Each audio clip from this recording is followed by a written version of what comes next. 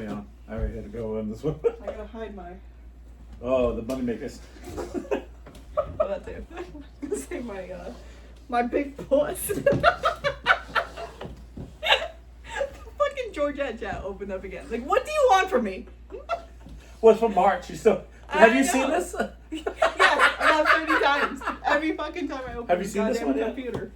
Have you liked it? Have you acknowledged it? Maybe that's Acknowledge it. Say thank you. Say love it. Sending you a sweet kiss. Okay, now can I exit this out and not have to? Can you hear me now? You just replied. I didn't send her anything. I can hear you. Yeah. What are we on? Oh, okay. Perfect. So I don't want. It's gonna take 30 minutes. No, we're on. We're going now. Oh yeah, you have to. Yeah, it's popping up. Well. I never wanted to kill yourself. Let me tell you the ways. Okay. So many times. I'm so tired. I have two. You ever? I have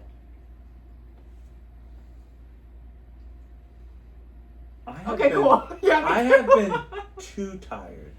Like I feel like I go, oh, I'm tired. Let me take a nap. Like okay, so a couple days ago, I fell asleep, 2.5 hour nap. Damn. Woke up. I was like, it's not good. I'm up. 10 o'clock. I'm on the game going, okay, guys, I gotta go to bed. Like, they're like, it's 10 o'clock. You're usually here till like 11 something or sometimes midnight, because it depends on what I gotta do. And I'm like, yeah, I'm out. Went to bed that night at like 10 o'clock and went to sleep. Woke up the next morning exhausted. Being like, gee, it'd be nice if I slept. Yeah. Did this almost the same thing the next day. Slept. And it's like it's a mental state. I have nothing on my plate and everything on my plate. Yeah. And I say that in the way as when I say nothing on my plate, because I feel like outsiders will go, yeah, it's not a lot. But it's a lot for you. But I feel like it's Your plate is smaller. yeah, or I'm trying to think how to explain it. I just think I don't even know if the plate's smaller. It's just that these are the things that are big to me.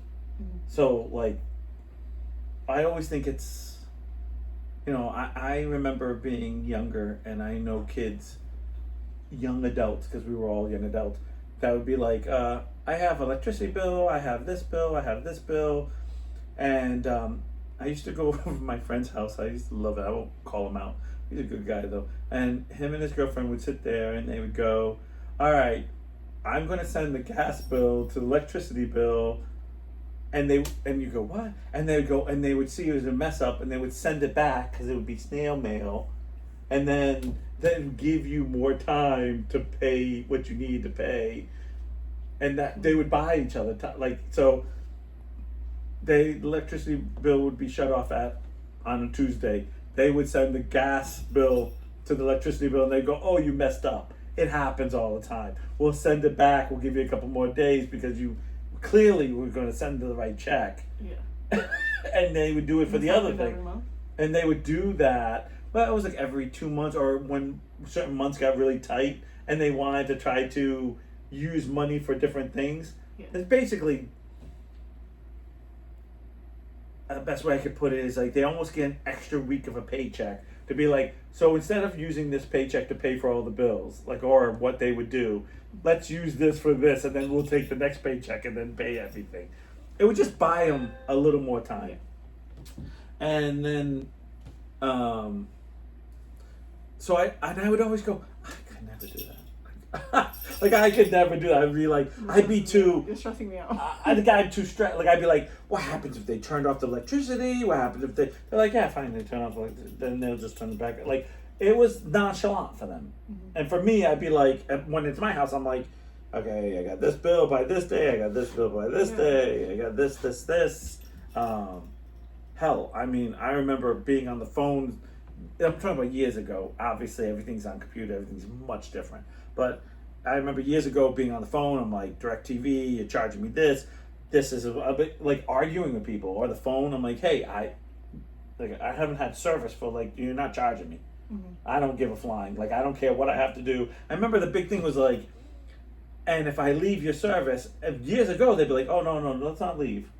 We like your money. Now it's like, yeah, we have enough idiots. We don't need your money now. It's like a Unless weird. you talk to Cox. Cox will try to keep you. Yeah. But then they'll still charge you like stupid money for it. It's Right. like, well, what do you mean you want to leave? Like, well, I can get this 10 times cheaper over Right. here. There are still companies that play the game. Yeah. But there are more companies now who are like, go, we don't need you. Yeah. And it's like years ago, or the other thing was, like I got my satellite dish in '97, something like that. Yeah, '97. So like in 2000, or like 2005, somewhere in that range, I would call up and be there. I'm like, hey, I've been a customer since like I remember like I've been a long time customer. Yeah. Do you want me to leave? Because I'll leave. But I remember I bought this, I had bought this. Now I'll take my money someplace else. And they would be like, no, hey, we'll throw this in. Some of the things we were like, no, you really can keep that. Because what they would do is they give you the HBO package, and then once the free was done, then you had to keep. They would like magically charge you, so you go, no, I'm good. You can keep the HBO. Like I just want the free, like month. Like give me free month. But so I always think like when you talk about your plate, it's your personal plate, and you have personal things on that. And I feel like there's certain things in my life I prioritize. So I found like some people would go, what's the big deal? And I'd be like, oh no, this is a big deal.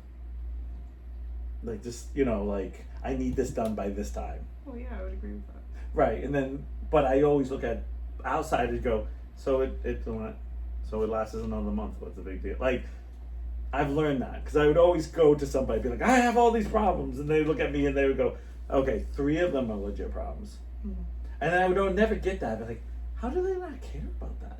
And then they would give me their plate and I would go, yeah, but why do you care so much about that? And then as you mature and grow up as a responsible adult, you look at everyone and go, oh, I get it. We just see. That's why I always say money is the worst thing for everybody. It is the worst thing because I'll just use my life because it's simple, but you can use it for your life. Like my mom and dad spend their money like A, whatever it is, A. I'll look at that and go, I don't want A, I want B. And then the person you're with will be like, yeah, I agree with B, but I see some of C.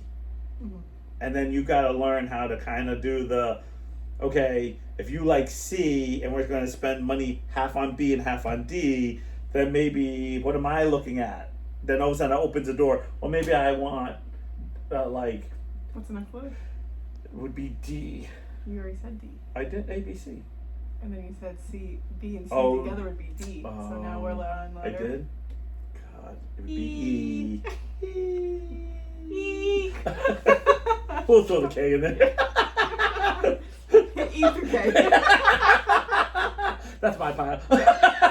No, but, and then I feel like that and kids are like the worst thing in your life. Like, when I say life, when you're trying to, yeah, because it's like, or I'll use animals too, because if some people don't have kids, but it becomes animals. So like, I'll use a great example because I'm in the business, but I've seen people like remortgage their house 3 times for a dog to get operated, for it to live 2 more years, for it to die, and God, I don't even know if they still had the house because they were doing so much for this one dog, and the husband was being a nice guy. He was working 3 jobs, and I was just like, and this is 2000. Like, we're not talking now, we're talking then. And I just kept being like, is this worth it? Yeah. Like, so now I look at you and say, is that worth it? And be like, no, yes, maybe, kind of, sort of. Like, whatever your answer is. And I say that out of love. Like, and sometimes it's this position you're in. Like, right now, no way. you have way more money, maybe, but remortgaging your house means you don't have that much money. So then it becomes like it's a weird type of thing when it comes to money, kids, or pets, because some people are blind and they just all they see is the kid, the pet. And I'm not talking about like your kid getting sick, because everyone's going to do whatever it takes when their kid gets sick. I'm not. That's nothing against that, but it's a line somewhere. Yeah, I definitely have like the more on your side where it's like, if I do this, will like say it was a puppy, they had a cure. Okay. This is the cure for it. Right. 100% better after that. 20 years maybe. Yes. Could live 20 years, 15 years. Yes. Right. Yeah. Yeah. Okay. Yeah. Right. Right. It's gonna buy me 6 more months. Yeah. They're gonna buy me a couple of years. Right. Is the dog old? Right. Is it going to be more stressful But this on is the dog? but this is what I'm because talking. I also value it as my life. Because if I was in that position, if I'm the one who's sick, if I'm doing all this to survive 6 more months, I'm not doing that. If I do this and it's going to give me the rest of my life, I don't know. I will say one thing to be fair. And I say this this is nothing against you. Yeah. Because I know everyone judges on this crap. I feel like it's easy to say that. Mm-hmm. It's hard to live it. Mm-hmm.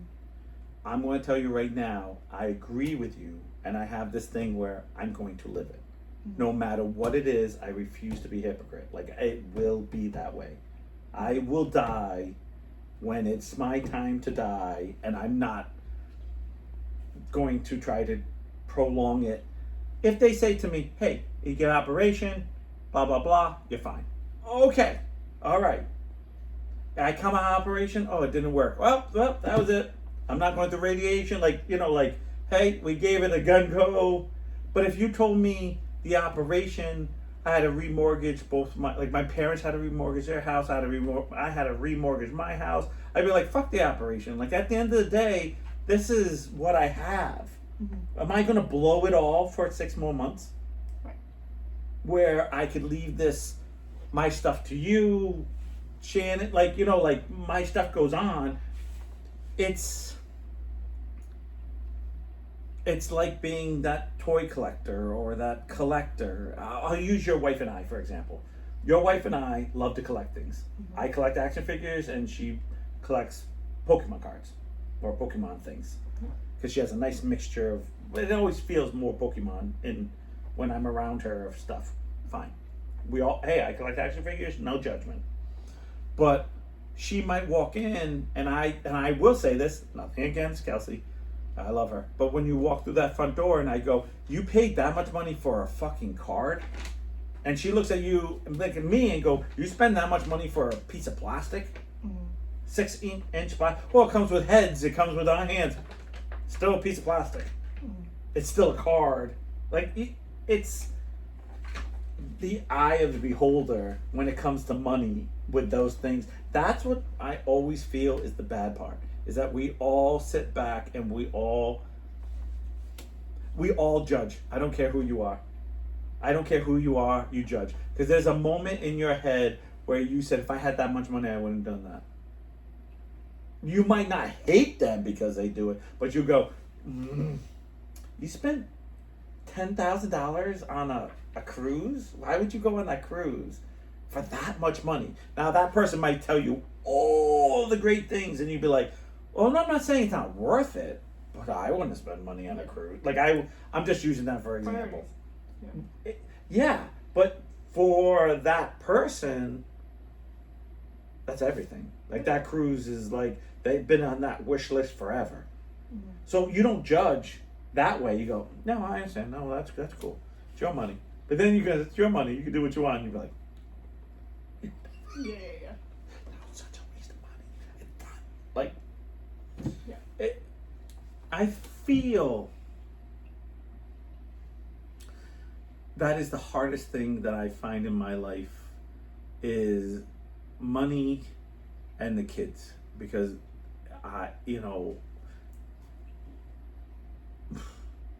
three mothers, if you will, to some degree, even though two are biological, like, Yeah. children. I have stepkids. But I feel like I all treat them the same, but the mothers don't. We have all different views on each mother. Mm-hmm. And I think that's like sometimes our biggest fights are just like, okay, no, I wouldn't do that. I'm not doing that. This is going too far. And that's half your fight, which is almost like the same thing with pets. Mm-hmm. Because I always feel like there's always one that's willing to sell everything in the house for the pet. And then 9 out of 10 times, 9 out of 10 regrets that they did everything, but they had those few minutes, and you're like, well, you did everything for your few minutes. Mm-hmm. And then that one going, I'm not ruining the rest of my life for a pup or a cat, or, and you go, yeah, I get that.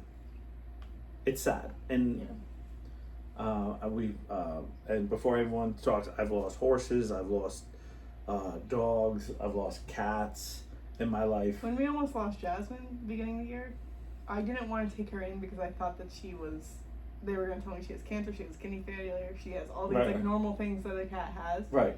And I was like, I'm not going to treat her for that, so I don't want to bring her in.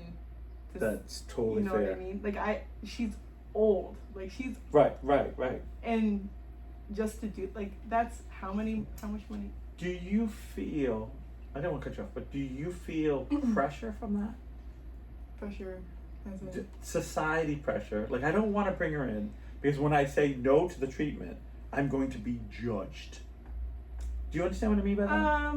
I think it was more of like, I don't want to go through the hassle of it. Okay. And I almost didn't want to hear what the problem was. And I was going to let her go naturally. Right.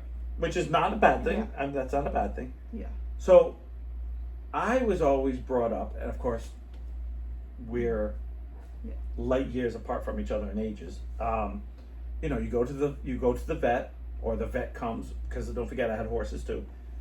They tell you your options. Mm-hmm. You pick your options, and everyone was like, "Hey, these are your options. You picked A, B, C, and this is it." At some point, I'm going to probably say when we had to put down Captiva, I felt like, so she had cancer in her throat, and she hadn't eaten, and she wasn't going to make it. Yeah. And we were raising a kid. We didn't have a lot of money. We were basically, money was going towards food and the house. I mean, it really was getting, and whatever Mara needed, like clothes wise or whatever. But we were on a strict budget. And I remember the vet's like, well, we could do surgery, we could do this, she can go on pills. And I was just like, I remember being like, I can't, like, we can't. And I remember the look like, she could live. And we're just like, really?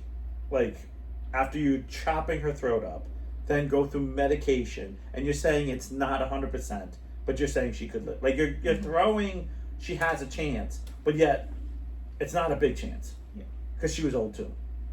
When I say old, I believe she was like 14. It's like that push. So, like 14. More money, yeah. Yes, but that pushing for more money by because that was a good comment, of what kind of person are you? Mm-hmm. Not hey, this are our options. For example, I'll use a great one. Gugliotta, he was 20 years old, and he got lupus, and he was getting big sores on his body. Mm-hmm. And they said, hey, it's $100 a pill. He can live up to maybe 6 more months if you got these pills. And I was like, okay, he's 20. Yeah. He's 20. Yeah, 6 more months. And $100 a pill, and he needs like 1 or 2 a day. Like he's 20. Yeah. Like, what am I looking for? Like, and I cried like a baby. Yeah, you would. No, yeah, 20 years of that dog. Like, I to this day always say it's my firstborn, and I know my first wife would always like, fuck you, that's it. And I'm always like, no, like he made to 20, like from a puppy. Yeah. And It still kills me. I miss him every day. But that wasn't because I didn't love him. Yeah. 20 times 7, whatever that is, that's how old he was. That's old. Because don't forget 7 years for it. 140. Yeah, like, what do you want? Like a 140-year-old man or woman, you're like, nope, let's 6 more months. Come on. Like, he's lived a good life. Like, I knew it. He lived a good life. He was my buddy. Like, we used to go every Monday, and that Monday, the day before he went to be put down, because I took him home because I said I need to think. I knew what I was going to do, but I took him home, and we went to McDonald's, and we did the same routine that when I was 18. Mm-hmm. He sat in the front seat. I gave him McDonald's. We drove around. Give him a good last name. Yeah.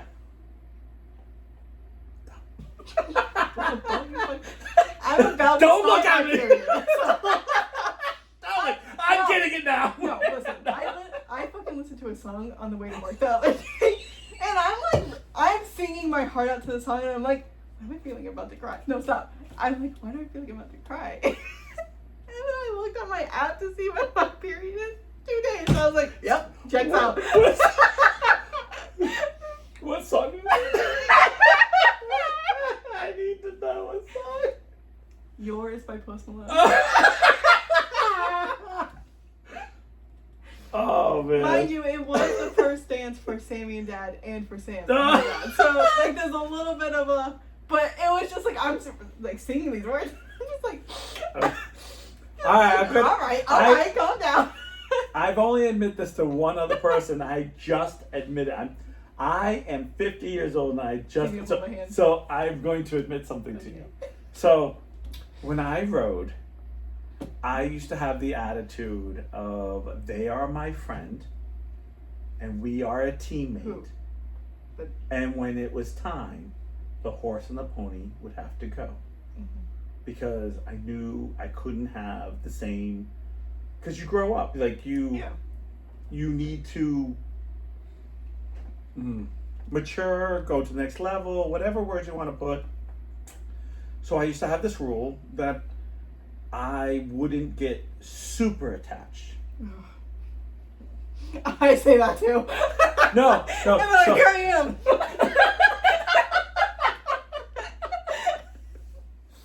Fucking like separation anxiety with everybody.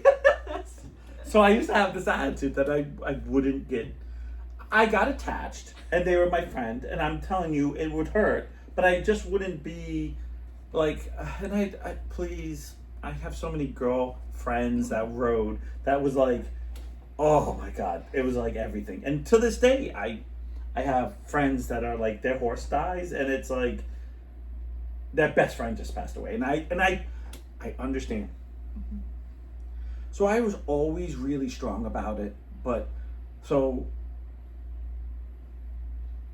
I had one moment. Oh my God, I can't believe I just said that. It's so corny. When you hear this, you're gonna go, oh my God, I can't believe it. So I had this one time where I got very attached, and when it was over, I never told anybody, but it hit me too hard. Like, I wouldn't publicly. I would just go, yeah, it was time. It's time for us to go. You know, we had a good ride, you know, like, but knowing, like, the night before, I was like, oh, no, and the song came on. Oh, my God. So my bed was set up in a certain way that I used to put my alarm clock underneath my pillow. I don't know why. I used to listen to music. No, I used to listen to music. And my mom would say it would be too loud, but that's how I could like turn up really loud, put my ear right to it. This is before like proper headphones and iPods. We didn't have that. We had like an alarm that was a fucking radio, you know. So I put my ear right to it, and I would turn it up, and then I just would listen. And it was a very popular song came out. And I can't wait. You're really building this up. I am, because It's gonna be a song I don't know. Yeah, it's gonna be. I know it's a song you should know, but you might not know because of the year. Like this should be around 89. Right, you might know. Right. So this song comes out. I know, like, we had decided this was our last year with Marshmallow, and I go crazy. Like there's nothing. I'm winning everything. Like last year, as in like you're gonna retire the horse, or No, like we're going our year separate with you? ways. Yeah, Okay. we're going our separate ways. Like most likely, we're gonna sell Marshmallow at the end of the year. Yeah. We're gonna take that money. I'm gonna put it towards a horse, or we. So the best way I can put it is, I was doing 2 horse shows a day. Mhm. 2 horse shows a day, which was like really, if you know, anyone knows anything about horse shows, which probably no one does, that's a lot. Most people do 1, Mhm. and that's a lot for a day. We were like showing, packing, going to the next show, go home, rest, next day, wake up. We would go through all the prize lists. If the ponies were in the morning and this pony was in the afternoon, we would literally kill ourselves because we were on this mission. Like we decided to go all out for this one year. Yeah. I also knew I wasn't sure if I was going to go. This was a period of time of riding in this area in New England that a lot of girls, and I say girls because there were more girls than boys that rode, that got stuck in ponies. So they didn't want to move up. So a lot of pony riders who moved up were not good. Were like crashing and burning. And my parents were like, maybe this is it for you. Maybe this is your big hurrah. You know, you made a name in ponies. That's your career. You're done. Or do you want, because it's basically starting all over again in some ways. Right. And I had no clue what I was going to do. So it was like a big hurrah, like big go out, do everything you can. So I'm going, I'm winning, and I'm doing stuff. And so at the beginning of the horse show, every morning, not every show, but like at a big horse show, they would play music over the loudspeakers for a little bit, just for warm-ups and stuff. And it would just be stuff on the radio. And of course, there was a very popular song that kept being played. And Africa. Toto. Rage in Africa is not the same anymore. I never hear that song. I'm like, no, don't rain. We need the rain. It was a safety dance.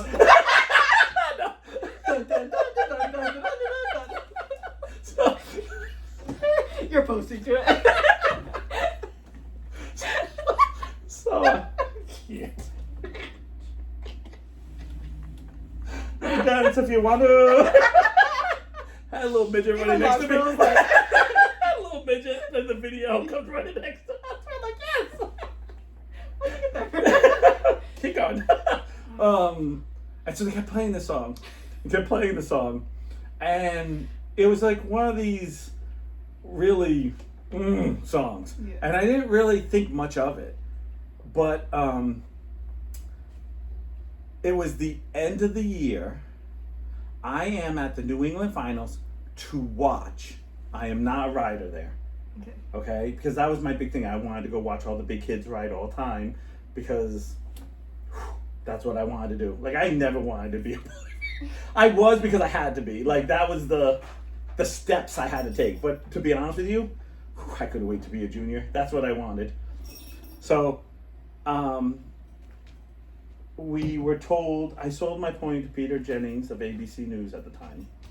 And his daughter... Sorry, I just have like a picture of the horse being fucking like anchor. Tonight. And Marshmallow with the news. And so when it happened, I was like, okay, hey, I bought the pony off of a girl named Curtly Horton. I am now selling it to Elizabeth Jennings. Like, it's the next step. Yeah. And, and I'm trying to be mature, and I'm like, okay. And so they play this song because I'm at the bank. They used to have like this little banquet thing for all the juniors at the New England Medal, and I was allowed to go. And so it was no big deal now because I'm 50, but back then, oh my God, that was like huge. I was walking with all the people who were going to ride that day. And weird how you look at things and then when I was a junior, I was like, this is nothing. Like, why was I thinking this is so awesome? But they played the song, and because it had been playing all summer, and they put it in the thing, I'm seeing there during the slideshow at this banquet, like fighting every tear in my eye. Like I am fighting because that's one thing my parents were like, you don't cry, you don't, not cry, like my parents believe in crying, I'm not saying that, but like their attitude about like riding and you know, you're not a sore loser, you're a good winner, you're you know, like I was very big into that. And so I will tell you the song. I can't wait because I've been waiting. It is called, it's from Whitney Houston, which you already know right now. All done. One moment in time.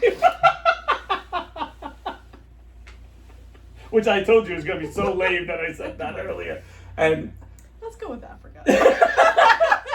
No, because and I just was sitting there, and I remember, and to this day, I can't hear that. Like, I hear that song, and I will feel it. Like, Let me put it on. They'll take us down. I get so, like, what, and I never told anybody. My parents don't even know, because that's how much, like, I've always acted like, hey, that's part of life. Next one, you know, that pony's going to go to the next rider and whatever, and good for him, you know, whatever. And I just remember sitting at the bakery going, oh my God, I'm not going to ride ponies anymore. Like, it's over. Like, oh my God. And I'm like, what am I doing? Like, what am I doing? And I remember taking that winter.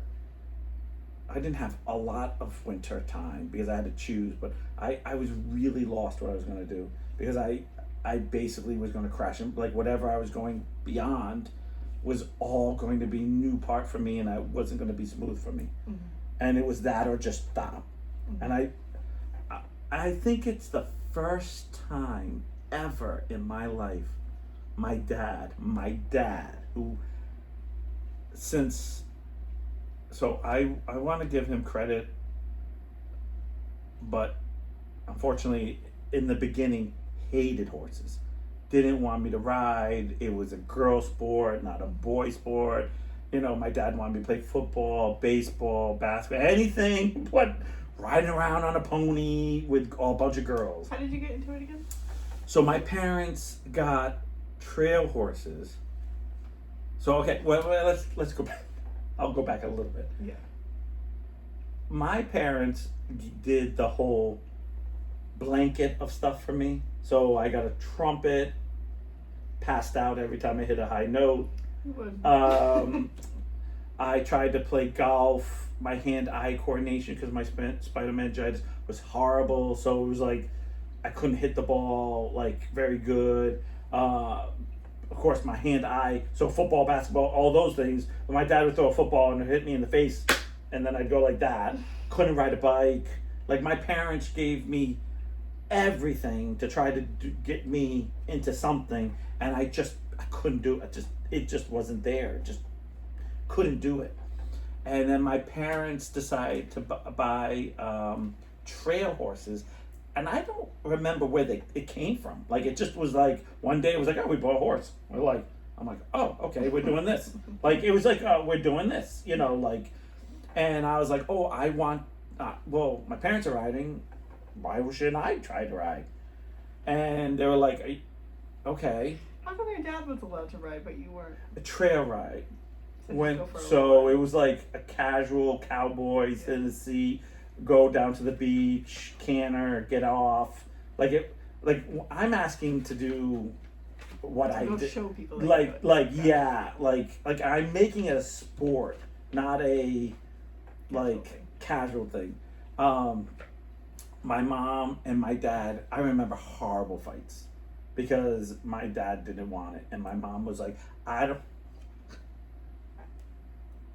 my dad said, and my mom said, I don't care if he runs around with a pink tutu. The song goes on. One moment in time. No. I don't know the beat. I know the song. Yeah, I know. But I can't think of it right now. My mom said, I don't care if he runs around with a pink tutu, if that's what he wants to do. Because nothing else was sticking. Mm-hmm. And you did. And that's for you. That was So, and it was like, then we went to my first horse show, and I think my parents, I think my dad was praying for this to be a hot mess. Yeah. I rode around. How long did you do it before you did a show? Does that make sense? How long did you have I'm to, gonna practice say or whatever? probably. Okay, so my very first show was me going to a 4-H horse show and asking a lady to, can I ride your horse? She goes, what are you talking about? I said, can in lead line or something? And she went, yeah, okay. And so I went up because I was working for the horse show, because my dad was judging the 4-H dog show. Mm-hmm. I was at the horse, it was all in one at that time. And I walked over and I said, can I be in this class? And they filled out the form. I didn't have to pay for nothing, or it was like $5. And I had lunch money, and I gave up my lunch money for it. Mm-hmm. I think that's what I did. And I came back, and they never said, oh, do you need parent thing? I just filled it out. I think, yeah. Now, mind you, I'm 7. Yeah. I'm 7 years old. I walk over to the lady, and I had the number, put it on, and she brought me in, and I got 3rd out of 3. I got 3rd out of 6. No, no, third out of 3. Last place, and it was like, oh my God, this is what I want to do. Then my parents were like, I'm sorry, but if you could you get anything lower? no, If you it's the didn't bad play, part. they're The like, bad part sorry, is we there only was have one one time I kid. got 6 out of 3. Sorry, we only have one and 2. Sorry. No parents. Can't give a damn. Really what? And I had no clue what to do. So it wasn't like I expected to win. I literally was sitting up there and they started trotting. I'm like, whoa, what are we like? No clue. Like I just knew. You were just up there. Oh, I don't know why. It was like do this. Find someone. Saw a lady come off and she was sitting there and I said, hey, can I ride your horse in lead line? She was like, when's lead line? I'm like in 3 classes. She's like, okay. And I was just like, if she never said okay. I can remember this lady so clear in my head. So clear. You never know her name? No, because I didn't know her. I just walked up. I didn't know if you got it after or something. And I walked away and said thank you. She said great job, and I walked away. And my mom said, "Did you just ride a horse? Were you out in the ring?" Like, and I was like, "Yeah." My mom's like, "What the hell are you doing?" And I was like, "I don't know what it is with me when I was younger. If I knew I wanted to do it, oh." Should we have Georgia on the show? Yeah, we should. We should have her come on because she probably will never. She would never want But I remember sitting there thinking to myself, like, I didn't. This is something. Should I chat with her? I said this Enjoy. this is something that I had to do, and then I started at the local barn. A girl who did juniors at the time came and trained me, so she wasn't even a professional. She was just a girl who rode. Yeah. I started 4-H, and then I went to so my very first horse show, I got all the outfit, the like the boots, the choppers, everything, right? Yeah. And I go to the show with it on, and I'm not taking it off. Like this is like, oh my God, this is like Dream. Yeah, it is. And I'm like, okay. And I am about to puke. I remember being so scared and being like, and my dad's like, well, buddy, you don't have to do this. I want you we go home now. And I'm like, no. And I'm super focused. Like I am. And I do something that they teach you as a serious rider that I do because I don't know better. And for some reason, to this day, I think that's why I ride. Or I rode. Because I figured out something that I shouldn't have figured out. So yeah. So I was in a class with like 50 other horses. Never been in a class with anybody. In the ring with anybody. I've always had solo And now I'm in a ring with 50 other kids. Mm-hmm. 50 other fucking kids. Right. So my trainer, her name was Kim, said to me, she goes, he doesn't know how to ride with other people. Because there's a technique to ride with other people. Yeah. Like, it's not easy. Mm-hmm. So she says, so my dad said, well, maybe he's not ready for this. And I'm like, I'm going in. I'm going in if I have to take a stick and just run around. Like, I forget my fucking pony. Like, I'll go. Like, that's how determined I am. Right. And she says, well, you need to know something. Your pony was her old pony, doesn't like other horses. So try to stay by yourself.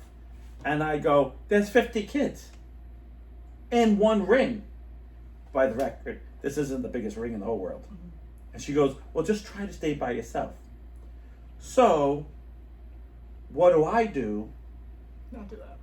No, I try to stay by myself, which everyone is riding the rail because at walk trot, that's what you're taught. So I stayed on the inside, closest to the judge. So I basically rode not just around her, but basically on her view. So I kept catching her eye, which as a pony rider, as an advanced pony rider, they tell you to keep the judge in, like don't get lost in the shuffle, be in front, show them who you are, and I did that right away. So we're sitting there in class. I'm so hot. It is 1,000 degrees. I haven't taken off my. I didn't go and put on. I kept everything on the whole day. You would. Because I am so because I'm 7. I'm like 8. I'm like 8, and I'm so determined. This is going to be it. Yeah. They call my number. I don't remember my number. Right. Because I'm so focused on being alive out there. Right. I remember being so scared. Do you have the number on you? On the back, so you can. That's Can't see it. so you can never read your number. That's like the worst thing. And then later on in life, as a rider, I remember being in the middle of the ring. I'd be like, "Hey Jody, what's my? Hey Elizabeth, what's my number?" Then like, you're number 12. And I'm like 115. You're like, "Oh, thanks." And then like you're not supposed to talk, but I felt like that because your back is towards the judge so that she can see all your numbers. Yeah, no, that makes sense. So half the time you're trying to kind of do stuff without body language. Yeah. So it's like, hey Elizabeth, what number do I have? And you kind of like slowly like turn your back, like but you're not. So it was always like, I'm sure they could hear me. I was never quiet, so God knows. They were probably like, he doesn't know his number. What a loser. Half the time, I don't. But you were facing the other way, so you couldn't hear them. I couldn't hear. I couldn't hear, but they could still hear me. The judge was talking. I couldn't hear her. There were like 12 people behind me going, 12! Your number's 12!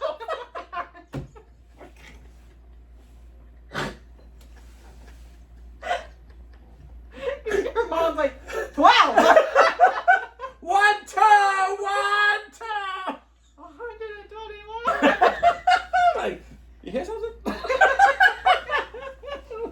Elizabeth's like,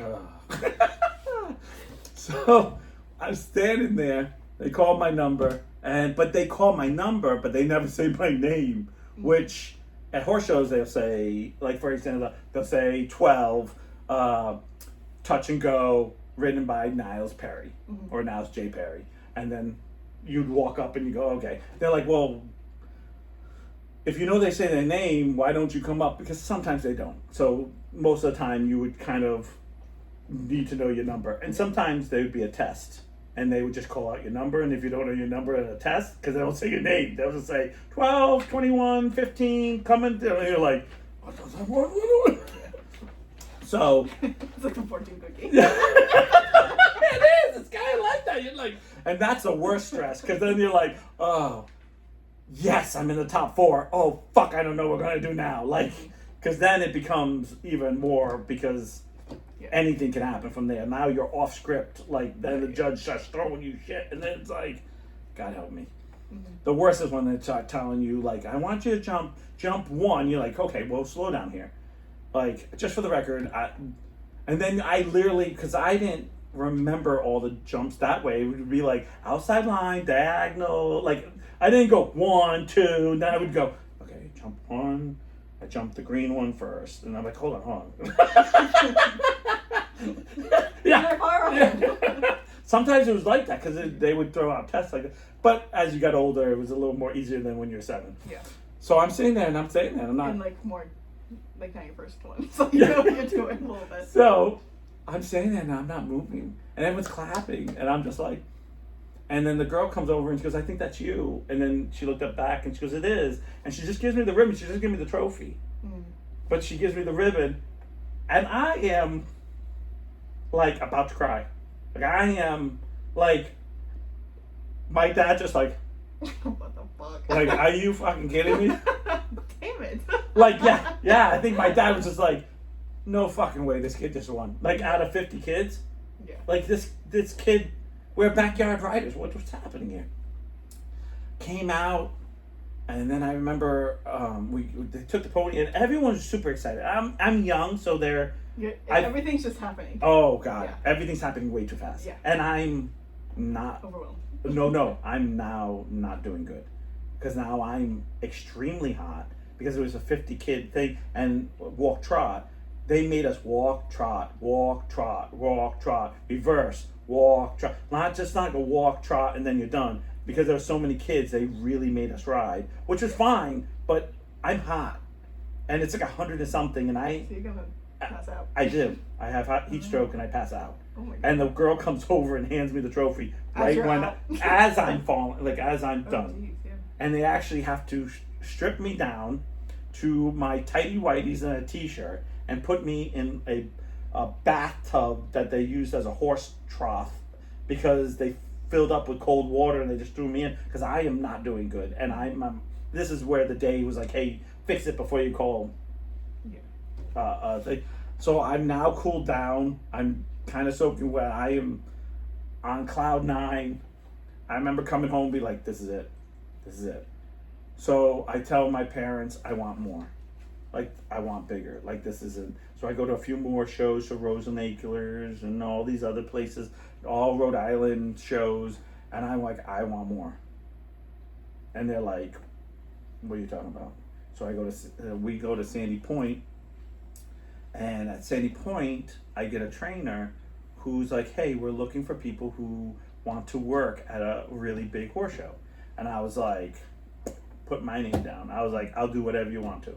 And I'm good with people. I'll talk to people. Whatever.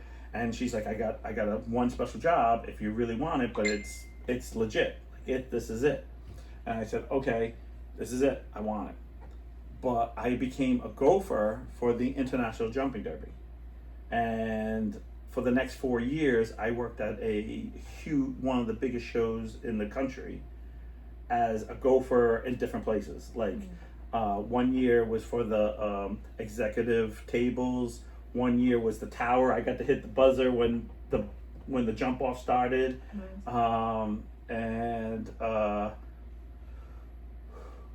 Then 2 years in the office. 1 year with the secretary's gopher, and then I was like Mason Phelps, which was the guy who ran the whole thing, which he just passed away not that long ago. His private gopher, and like in the main office. And I got to meet everybody. Like, I have a book at home that has like the top riders of that time. Because I think it was my second year, I got into nerve because I walked and talked to everybody. Like, I talked to everybody. When I say I was like, I remember I went to go ask Michael Matz, which he rode in the Olympics, for his signature. This is before he rode in the Olympics. I was like, hey, can I have your signature? We wrote right when ESPN, he just got done, and then the ESPN cameras came on. And I'm basically right off screen when that happened. And he was talking to me, and then it was like, holy crap. And then I will say, I knew. Every time I went to that horse show, it was like, I was like, I want this. I want this more than anything, and I want this right here. Yeah. And then I always say that always goes back. That story always goes back when I become a junior and I'm riding in that crazy jumping class where it's all natural fences like the jumping derby, and I almost like I tell the story about me riding and I'm scared because I had never done any natural jumps, and it's like I'm getting thrown out there. Yeah. And it's like, hey, if you want to do it, get the fuck out there. And I was like, all right. And I'm out there, and I Are you remember. fucking kidding me? That's fair enough. Come here. Um, Come here.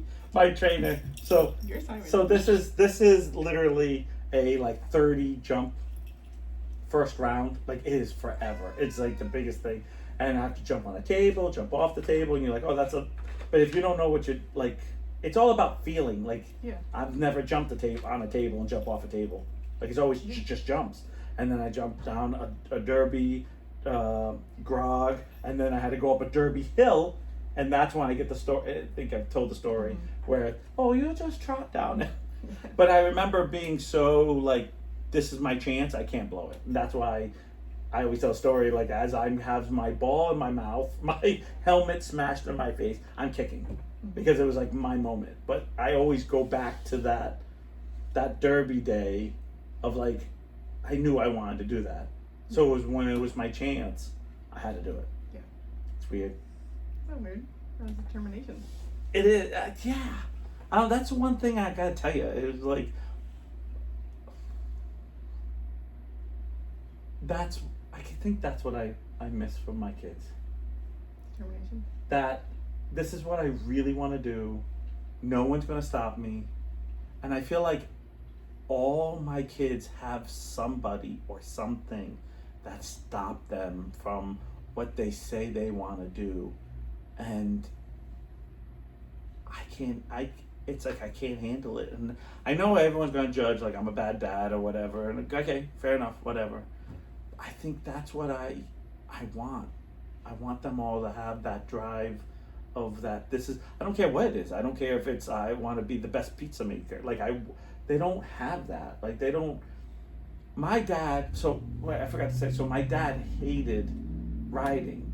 We became a pony rider and we became so invested, and I won so much stuff that when I was done with pony riding and I had to go to horses, I didn't know what to do because there wasn't very good track record. And my dad looked at me, and I remember him saying, I can't picture you not riding. You fought so hard to get here. You're just going to stop because you might not be good in the next thing. You didn't know you were going to be good this time. Yeah.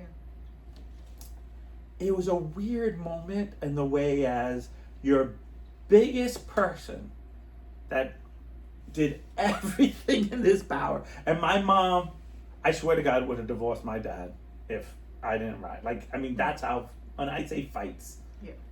And now he was sitting down with me when I was in a crossroad, like, what do you do? This is a no-brainer.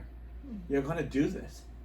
And no matter if you're bad or good, why do you care? Yeah. You didn't care the first time. And it was like, yeah, I get it. And then the next year was really hard because I had trainers. I had a really bad I had a really good trainer. She was very good. I do not want to say anything bad. But she just didn't have faith in me. It was like maybe this horse thing. And I was just like, I had to find the right person that had my like, yeah, we're going to do this until we get it right. Or it's just the end. Like, you know, like, but we're going to do this. Yeah. And I found it. Yeah. Just not with that. I've gone, and that's the other thing that it's weird because I talk to people all the time now, and you tell the story of your life, and they're like, "Hey man, how many barns have you been to?" Because I was always like, if someone said no, I would look at my parents like, we need to find somebody else then. Like it was never well, that's it. Yeah. When we left Sandy Point, we went to Clearview with the trainer that was at Sandy Point at the time. unfortunately, the owner of Clearview said she couldn't go to the pony finals, and I had qualified, and I said, well, I'm going. Like, I'll find another trainer then. And The trainer happened. yeah, I'm only a kid, so. Well, I didn't know. Yeah, because it's kind of like that whole, just anything you do, like you just don't go to a match without your trainer. Like just anything, like gymnastics, you don't go without a trainer. You don't go to a basketball game without your coach. Like you just, there's certain things they stand at the in gate, they tell you stuff, they just stuff you just don't know. And I was like, I'm going. I've worked too hard. Like this is the first pony final I've ever been. I'm going. And then we went to Ironsgate. We left because she's like, he said we can't go to all the big shows, and I was like, okay, I love you to pieces, but it's time to let go. And there was never, it wasn't my parents either. It was always me. It was always like, and my parents go, what do you want to do? And they said no, and I was like, good, we're packing up and going to the next place. Like, and they would just be like, you weren't gonna let anyone stop you from growing. Yeah, it was not. Yeah, but that's not the way I looked at it. No one was going to stop me from doing what I wanted to do. If I was going to fail, that's fine. I don't think about growing. I think it was just doing what I wanted to do. Like I had this crazy maturity of, I need to get to that derby field. How do I get there? How do I get to that point? Well, they told me I have to do ponies. Okay, I'm doing ponies. Then now I have to go do bigger shows because that's a big show. So I need to learn how to be at a big show because that's a big show. Mm-hmm. And then it was like, okay, I'm out of ponies. I gotta learn how to ride horses because that's how I get there. Mm-hmm. Then, okay, now I gotta do jumpers because that's what's there. Like, it was always the next thing. Yeah. And I remember that I had to go back to, after I left Amy, she didn't do horses. She just did ponies at the time. So I left Amy and I went back to Sandy Point, and she was like, hey, look, you're really good with this horse, but you should just do hunters. And I'm like, I don't want to do hunters. Like, I'll do hunters, but this is not what I want. I want to do equitation and I want to do jumpers. Mm-hmm. Why you want to do equitation? Because everyone tells me equitation teaches you how to do jumpers. This is what I'm going to do. Well, you're not going to win. I don't care. This is what I want to do. And then eventually she's like, she started to convince my parents it was unsafe for me to ride. And then I said to my mom, I actually didn't say to my mom. I said, Mom, I want to do jumpers. She said no. Trainer said no. We went to Fred. I was the only person at that time, which I don't even think people do this, that rode with two trainers. I rode with Fred in jumpers, and then so at a horse show I had two trainers. So I would get on one horse with one trainer, get off of one and get on another horse and go with another trainer. No one does that. And I was like, and then I remember going to my last day at Sandy Point. I had a unbelievable lesson. I hit everything, and I knew I was only good because of the other trainer. Mm-hmm. Because the other trainer was giving me so much confidence on what to do on jumpers that I was getting it on, because I was learning from this side, I was learning from this side. And then I got off. I remember this so clearly. God, oh God. I am 15 years old. Yeah, 15. And I walk into her office, but I walk in with a man on a mission. Like, I know I'm walking with you ever been on that roller coaster ride where there's no line, so you're walking fast, because if you stood there, you probably won't do it. Yep. Like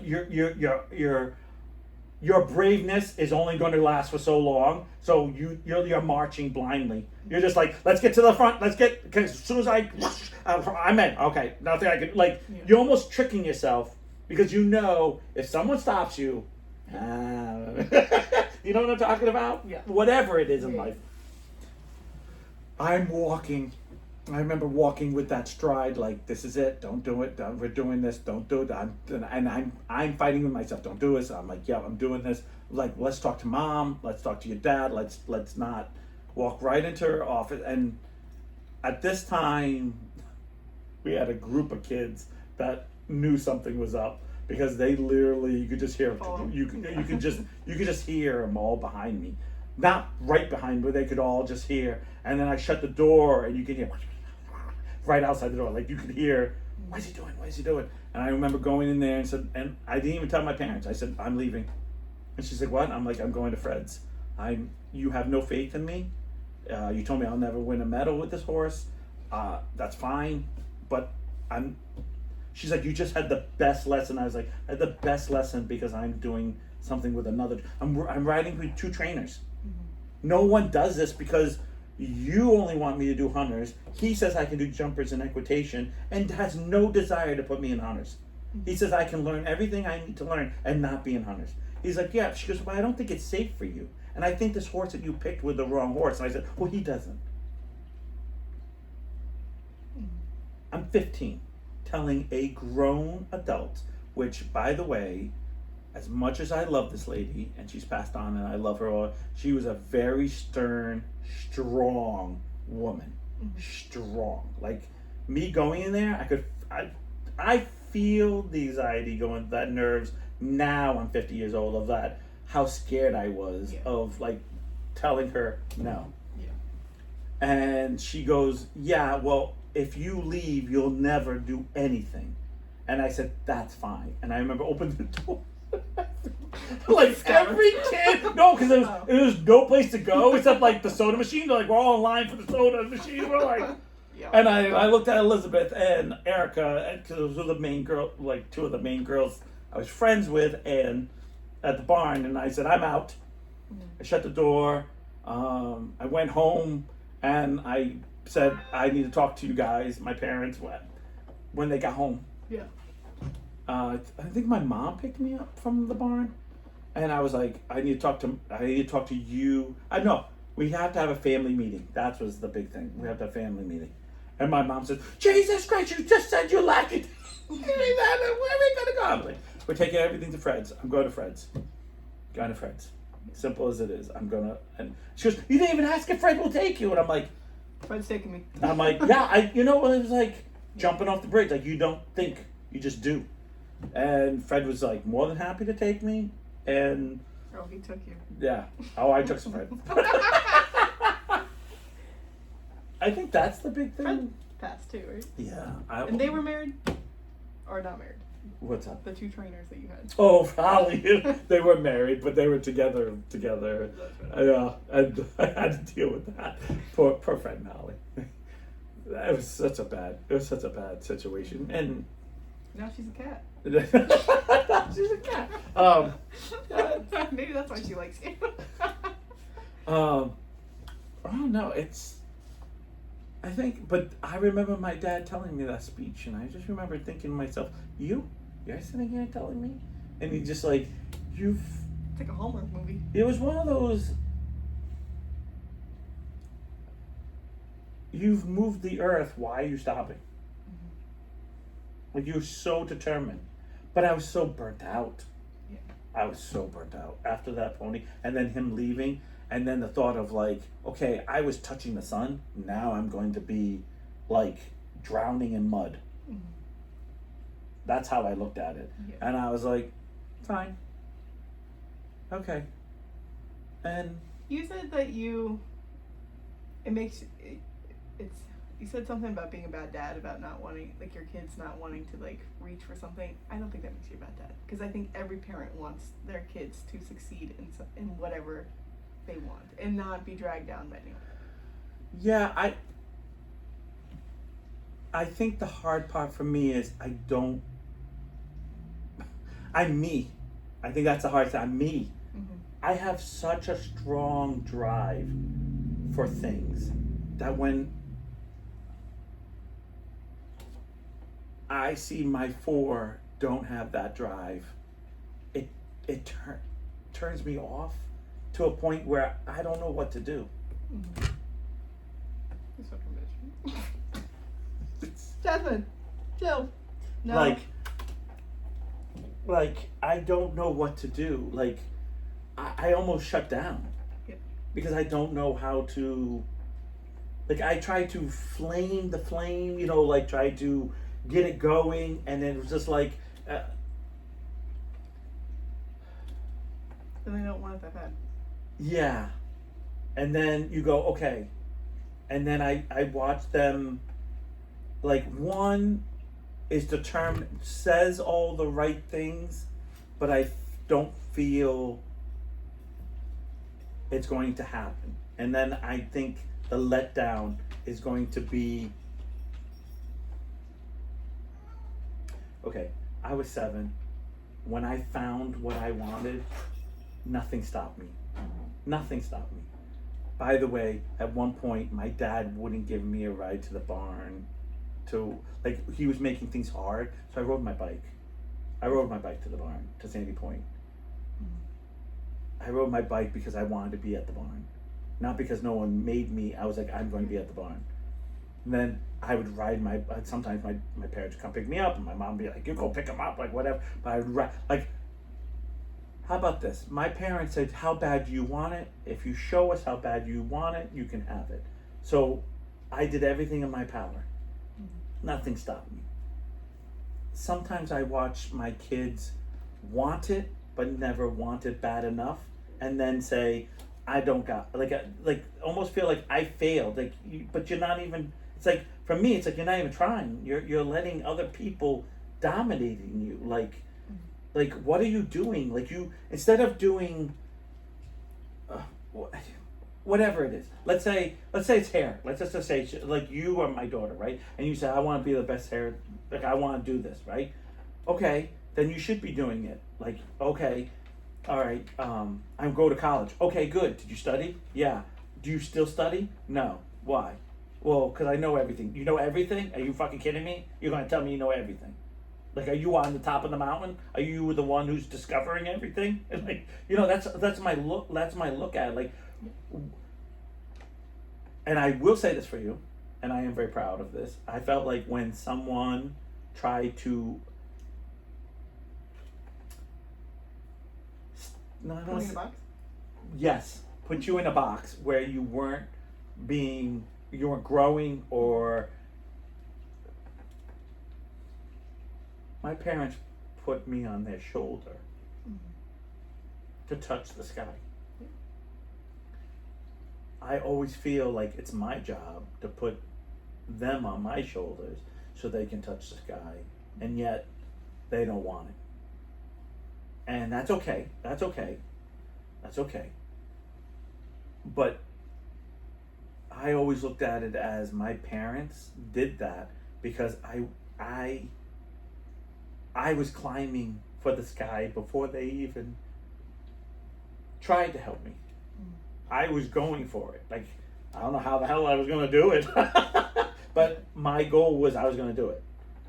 And I could have been on a $10 million horse. I could have been on a dollar horse. I was on a thing. And it was like it's like I saw you say, no, I'm not in this box. I want better. I want better. And guess what? Once you're in this box, and this becomes a box, because that's how life goes. It's not. Then you have to say, "Whoa, I gotta get out of this box because I can't grow if I'm in this box." Like, this was nice. Like, it's almost like the trick of, you start off in a little tiny box because you're just learning, and then your box gets bigger, and then and then you have to keep growing, and so does the room around you that want to keep you growing. But you gotta want it. If you don't want it, then you're not going to go anywhere. It's like, and I hate to put you on the spot. I apologize. But I mean, do you ever sit down and go, "Hey, there's new ways to do this. There's new ways." I'm constantly looking at things. Right. Yeah. I'm not trying to put you on the spot. No, I'm being legit. But you can't just sit there and go, "Oh, I'm a walk trotter." Done. Yeah. Because then it's like, okay, then you're going to do short stirrup. Yeah. Okay, are you going to do ponies? Like, there's the next level. Are you going to do the next level? If you don't, then you're stuck in one level. Yeah. And for my kids, what's the next level?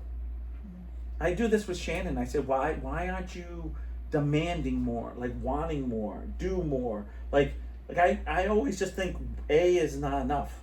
I want B. I'm greedy like that.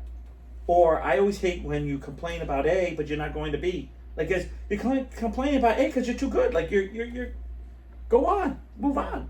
Well, I don't want the responsibility. Okay, then that's what you got. I'm not saying my kids aren't succeeding at all, because that's not true. I think they are succeeding, but I also feel like they have people around them at any moment that are just going to go, and then they're going to wake up not where they were. No matter what happens in my life, if I've had moments where I've gone past the sun, and there's moments that I have been in the mud. But I'm going to tell you one thing. I touched the sun. I had moments where I don't want to say a somebody. That's unfair, because you don't need to be a somebody.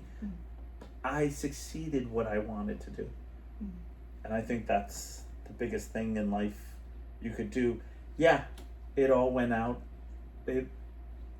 My life changed a lot after my divorce. I think that's when I kind of had to get out of horses, because then horse showings were on the weekend. I now had a small child that I was going to get every other weekend, and I had to pick between the sport that I loved and my child. And I picked my child. And Which is life. I chose it. And so I look in the mirror and I have to deal with it. And I know things are different now, and I almost feel like I can never go back, because it grew and I didn't grow with it. Things are different, and I don't want to say when you grow with something, it's easy. For example, with you, all the techniques you're learning right now, if I take you out and put you back in 25 years, now everything's so different. You have to learn everything all over, or so much that it almost becomes like, yeah, but this is not how we did it. This is too much. Does that, and then you're judging everything, and you're not open-minded anymore. And I feel like that's what I feel like, because every time I go to a horse show and I see or something, it's like, oh, it's not like this anymore, or we don't do this anymore. We do this, and it's like, yeah, how do you do this? I mean, one of the things I heard was like, oh, when it rains, we pause the horse show now. We don't ride in the rain. You're like, you pause for rain? You used to ride in pouring rain. Like, it's just rain. Like, thunder and lightning, yeah. Winds, when it's not going to, yeah, I totally get that. Like, it's just rain. They're like, no, they shut everything down. I'm like, yeah. We do a lot of, like, a lot, like, that's kind of how things go now. yeah. Everything's, like, safety. Yeah, and Yes, get for it. safety.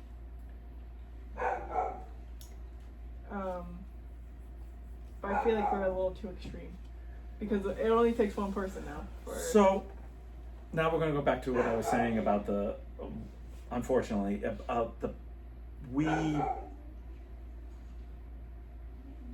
we don't need to baby everything. Shit's going to happen. My mom once said to me during those horse shows, like when I went up into horses, I would say a year and a half, my mom says, I'm afraid you're going to kill yourself. And I looked her right in the eyes, and I remember exactly what I said. Then I'll die doing something I love. Simple as that. I felt like I was going to have more regret in my life not doing than doing it. And I understood why I quit. I understood why I retired. I understand why I'm not a trainer. I understand why I'm not those things. I'm okay with that. But from the age of 7 to 18, 19, I cannot imagine my life anything different than what it was.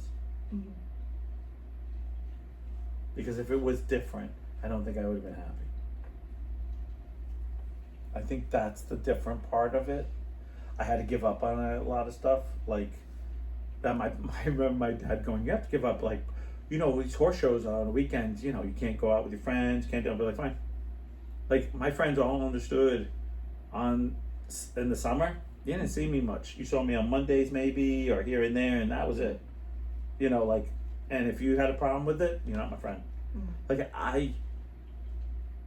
that's the other thing about my kids. I think that breaks me. How they depended on their like they're so needy for friends, and like I had great friends. Your dad was one of my friends, but he knew that was my life. Like I don't think it really affected your dad, because your dad was one of those friends where we were always doing this. Like we weren't like this all the time. We just kind of were like see each other in classes. Hey, what's going on? Hey, you want to do something tonight? Yeah, I can't. Oh, I can do it tonight. You know, and then, okay. Yeah. And then my really, really strong friends just knew it. Yeah. I don't think they even. I don't remember even anybody really asking too much of like, oh, why can't you go, or why can't you? And like it would be like, hey, I'd be like, oh, I can't do it this weekend. Oh, and they'd be like, oh, the horse show, yeah, okay, and it'd just be everyone just got it. Mm-hmm. My girlfriend, she's the one who had to get it the most, because I feel like all the time she was going to the horse shows with me or understood it. Yeah. We all had to sacrifice. Yeah. It's weird. I think that's my biggest thing.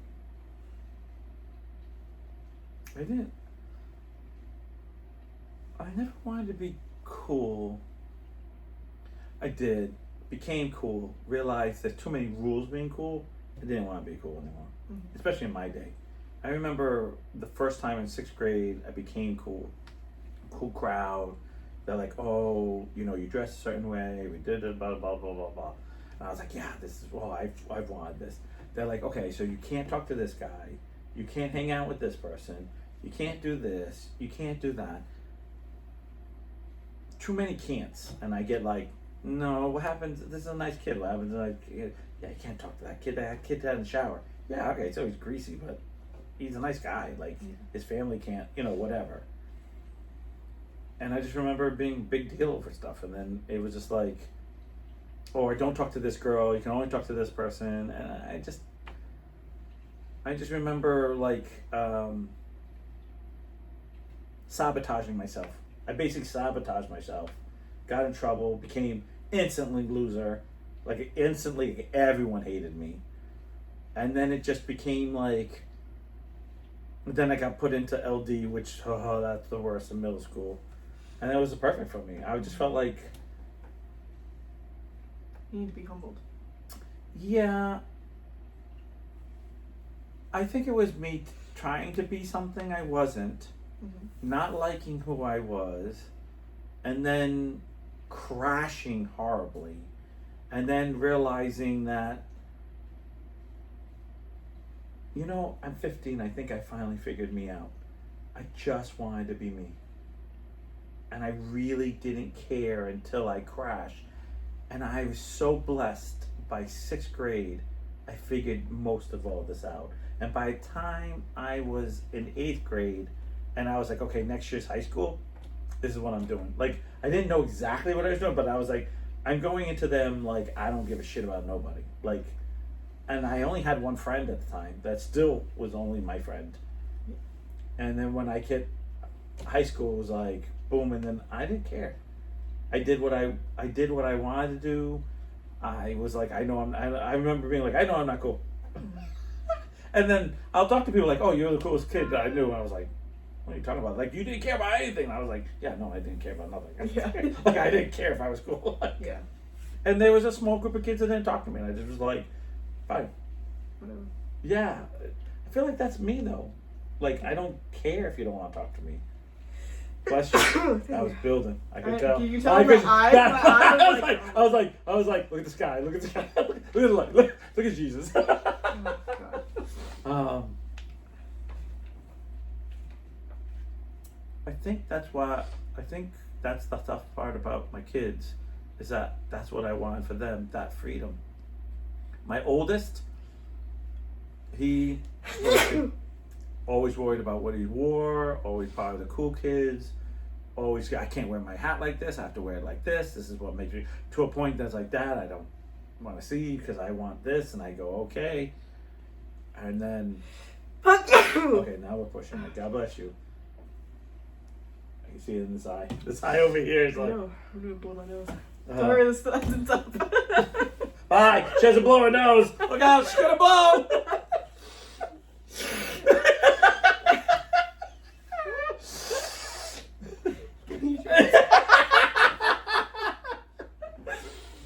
I was like the little kid, like I'm good. It's like the snail trail. I think that's my biggest thing. I want them to be free, and none of them are. Yeah. They all worry. I think Marin's the freest, but she's the dumbest. Poor Marin. Because she literally says the thing. I'm like, you're going too far. Like, I feel like she says things and like to almost sabotage it. I'm like, what are you doing? Yeah. Like, you don't need to be. It's like certain.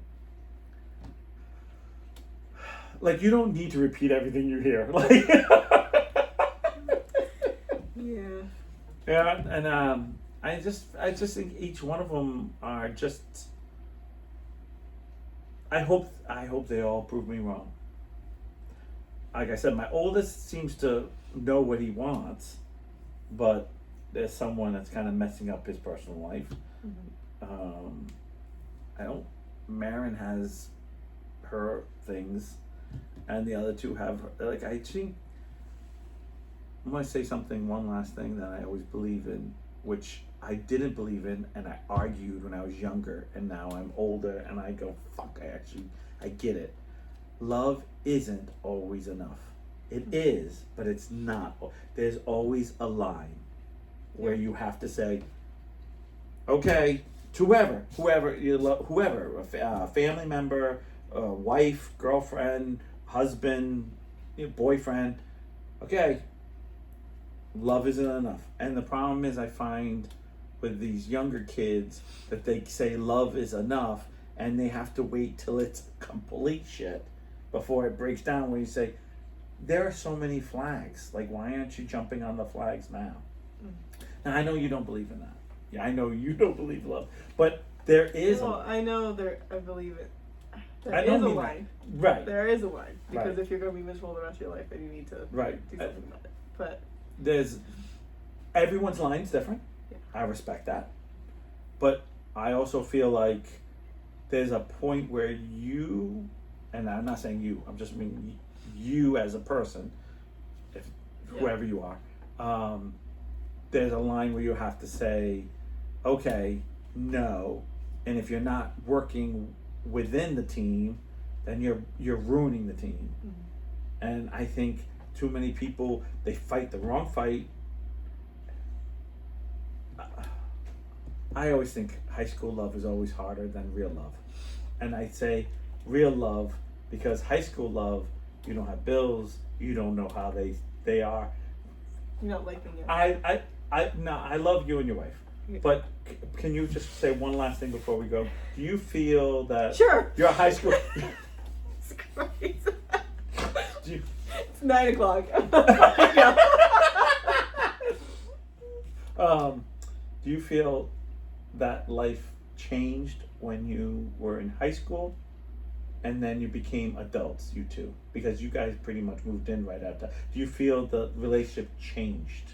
Yeah. Right. And I'm not saying it was bad, but I'm just saying there's changes. And the question is, both of you, and I say both, mature enough to make the change. Mm-hmm. Because what you do in high school and what you are allowed to do changes as you grow older. All of us. If it's money, if it's... My dad always talked about, my parents always talked about my dad used to take all his dishes and put them underneath the bed because his mom would come and clean it. So when he got married, he put all the dishes, and my mom's like, where's all the dishes? Let's take all this shit out of the bed because I thought you just cleaned it. My mom's like, yeah, that's not happening. Like he would eat in bed and put it underneath? Yeah, like he would eat. Gotcha. And then put the, you know. Like leaves the dinner table.